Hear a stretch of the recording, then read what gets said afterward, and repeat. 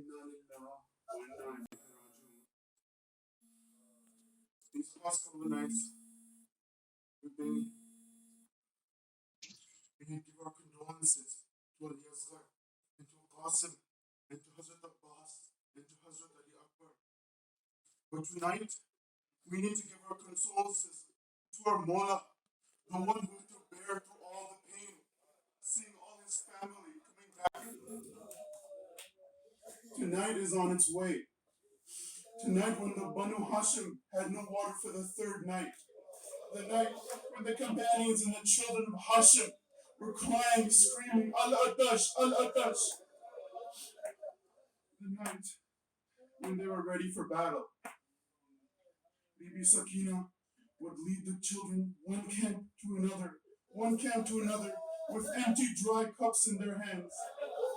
Imagine Bibi Sakina, the small 4-year-old girl, leading all the children to the camps, not wanting water for herself but for the others, because she cannot bear the screams of Al-Atash. She could not bear to see when Ali Asghar was in his cradle, didn't even have the ability to cry.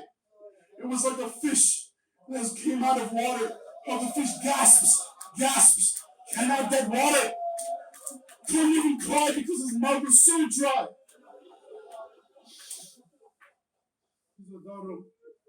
On the other side, Umair Saad was eager to start the battle. The blackness in his heart. He knew that the children were thirsty. He knew that the babies were crying. And he was still ready for battle. He marched to the tents and he said, say bayat or get ready for battle.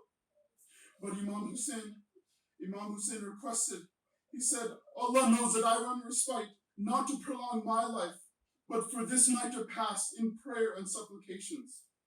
But in reality, Imam Hussein wanted to give a chance for the Yazidi army to change and to rethink the actions. Because this was the level of mercy that was flowing in Imam's heart. As history states, some companions of Imam Ali and Imam Hassan has left their army and joined the enemy's army. But in Karbala, many soldiers deserted Yazid and went to Imam Hussein, but no one deserted Imam Hussein. But the thing is, the incentive was not to go to the weaker side. It was the tightrope, the path between heaven and hell, to uphold justice and oppression. Hazrat Hur was in this intersection, and he chose to fight for Mawla, and he chose to be the free man. After the Maghrib prayers during this night, Imam Hussein gathered all his family together. He said, I assure you that Yazid is bloodthirsty to me, not to you. He is demanding bayat to me, not to you. It is not obligatory for you to stay with me. So if you wish to leave, then do so. After the lamp was lit up again, the companions stayed with Imam Hussein. Imam Hussein said, from the time of the prophets to the time of my grandfather to the time of my father, I have not had any devout companions as you all. There is always a feature of Shabe Ashoor that always moves me. That everyone in the camp knew what will happen the next day. From each of the Sahaba, from the oldest of Muslim Osaja to Hazrat Abbas to Qasim, they were like a rock in determination. Everyone knows the large army will storm the camps in the night. They knew how less they were and how they fight. But the camp was never gloomy, never sad. They felt prideful. They felt accomplished. They would advise each other to be steadfast and courageous and to sacrifice themselves for Mawla. Even the teenagers, the young Ona Muhammad, felt joyful and ready to taste the elixir of Jannah. Their whole devotion was to one person, Imam Hussein, to protect the Imam, to defend and support the Imam. We think of ourselves as loyal supporters to the Imam. We go to Majlis, we do our matam, but we should emulate this behavior where the companions, the loyal servants of Imam, a couple of hours away, and death of 1,000 soldiers, And they felt happy that they get to serve their Lord till the end. They were happy that they were loyal servants of Allah. These are the true Azadaris of Karbala. That for a teenager, Hazrat Qasim, he was happy to taste the sweetness of death that is sweeter than honey. The dawn of Ashura nears. Imam Hussein looked at his 72 companions, ready to fight and die for his honor. Although they were by his side, he knew that in a couple of hours later, they would all have fought and died, and he would have been alone. Imam read his Fajr namaz with his people. Hazrat Ali Akbar, Shabe Payghambar, calls the azan. By the morning, Umar Sa was ready. He set up his standard and he shot the first arrow.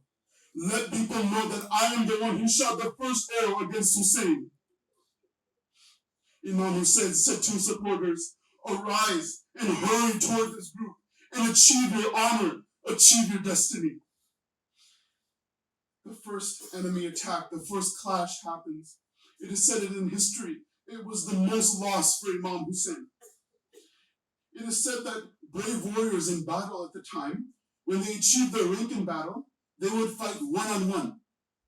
For example, in Battle of Badr, Imam Ali fought one-on-one. But one of the companions shouted to the enemies. He said, "O troops, how does it feel that you are facing against Arabia's strongest troops?"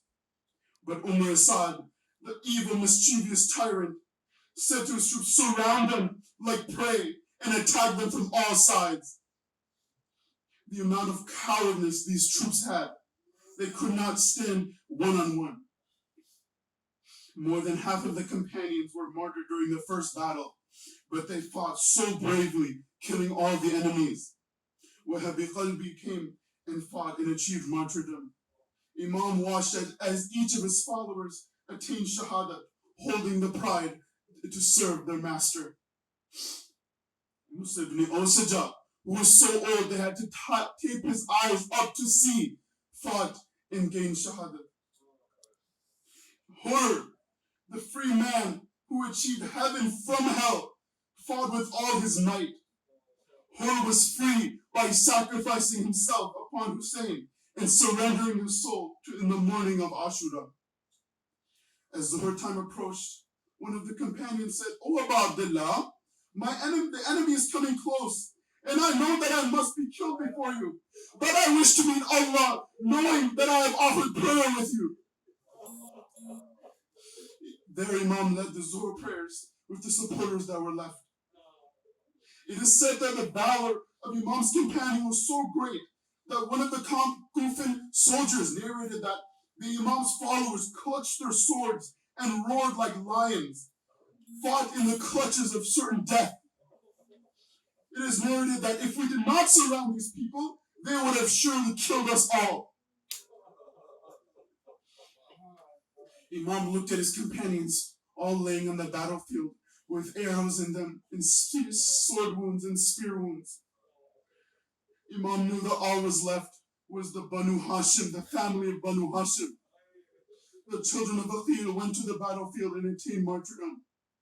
Imam Ali's children, holding the pride of Imam Ali's Nur, fought valiantly. Then it came to Imam Hussein's 18-year-old son. Imam Hussein felt the saddest and was separated as his son went to the battlefield. Ali Akbar fought so valiantly, killing so many enemies, while still being thirsty.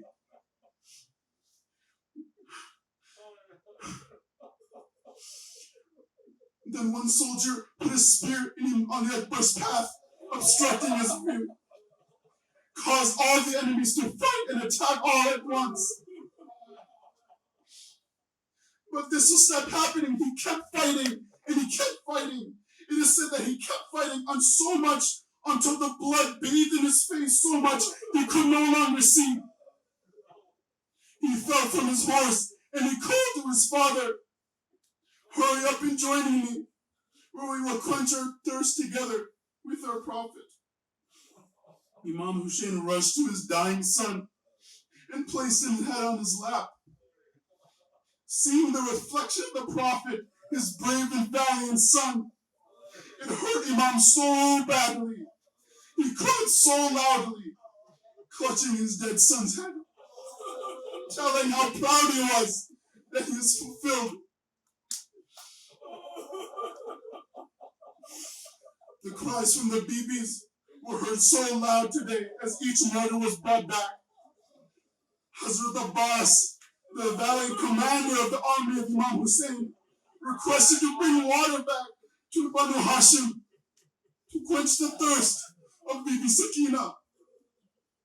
Hazrat Abbas rode his horse toward the river, one hand holding the mushk. A big wave of enemies swooped down and fought him, but the reflection of his father beamed and he fought back so hard. Hazrat Abbas got to the Furat and looked at his reflection in the water. He then remembered the cries of the Bibis back in the tents. He filled up his mushk and he said, life after Hussein is sheer degradation. Therefore, I will not live to see this degradation. This is Imam Hussein. This is the elixir of death.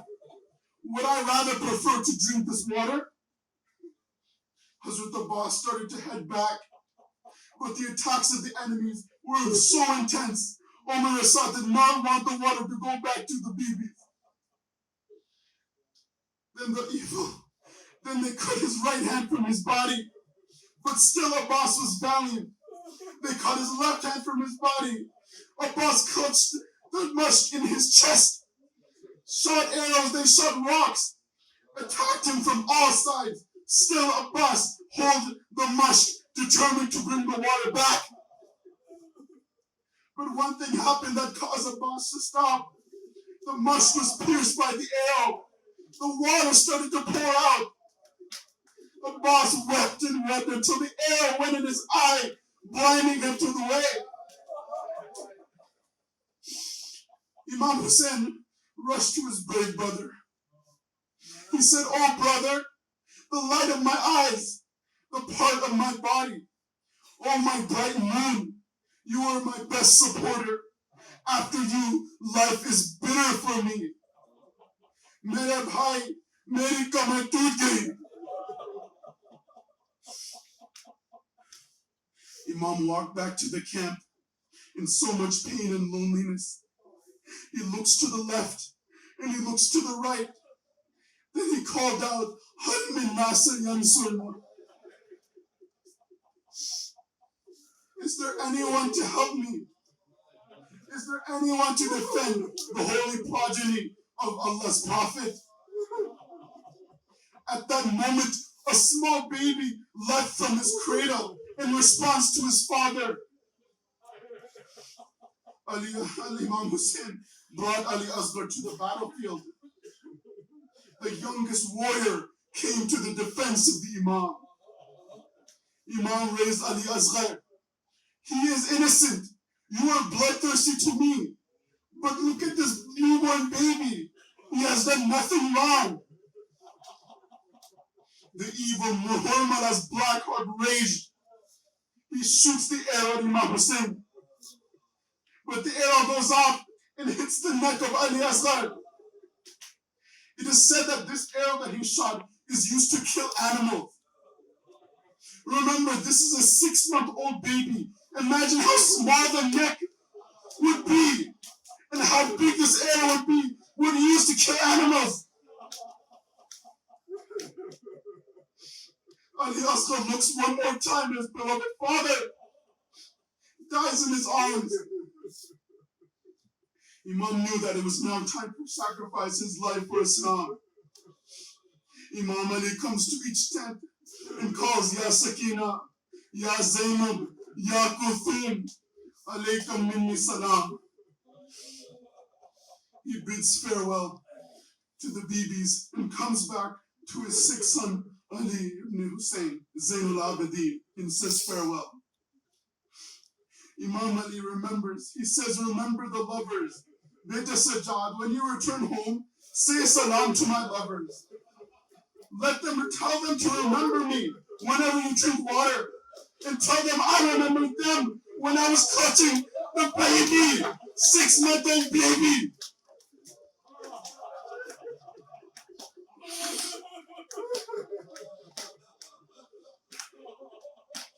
The Imam arrives in front of Umar Saad's army and addressed, I am the son of Ali, the impeccable form of the clan of Hashim. Imam marched and fought with all his might. The lion roared and recited epic verses, cutting down all the enemies like it was nothing. It is said that he's killed over 1,000 enemy soldiers, sending them straight to Jannah. This was the same Imam who was deprived of water for 3 days. This was the same Imam who had to pick up the pieces of the Qasim, who had to pull the neza from Hazrat Ali Akbar. But he still fought for Islam. The Imam wielded his sword, and when the body parts went flying as Zuljana galloped throughout the battlefield. After a while, Imam returned to his camp for a second time to say his farewell. Umar Asad said, take this opportunity, get ready to attack him from all sides, and together we will cut him down. Arrows showered on his chest. Spears were lunged in his body. Those who didn't have weapons started throwing stones. It is said that a rock was struck on Imam Hussein's forehead, and as he was cleaning the blood, the triple-head poisoned arrow hit his chest. Suddenly, as he was fighting valiantly, the reflection of his father with the Zulfiqar, he hears a faint chant in the distance. Allahu Akbar, Allahu Akbar. Imam Hussein sheathed his sword, and upon seeing the enemies drew closer and closer, they hurt him even more. The horse was trying to protect Mullah, kept circling the Imam, and the Kuffar said to each other, don't hit this horse, it belonged to Prophet Muhammad. But they had no problem hitting the grass under the Prophet.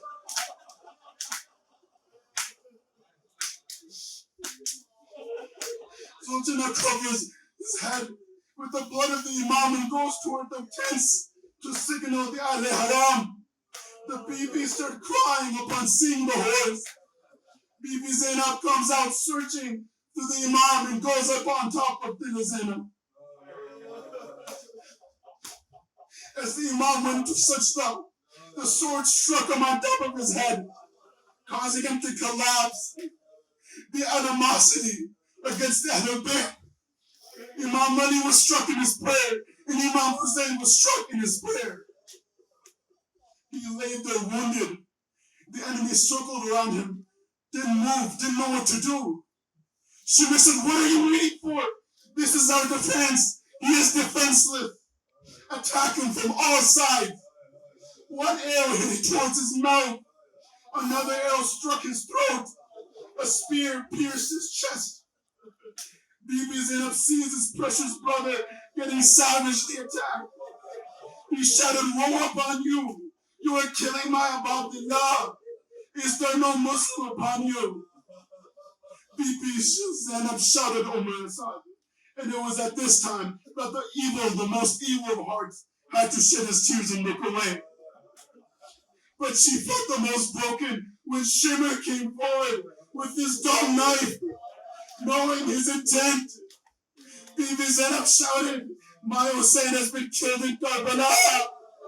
My brother has been killed in Karbala.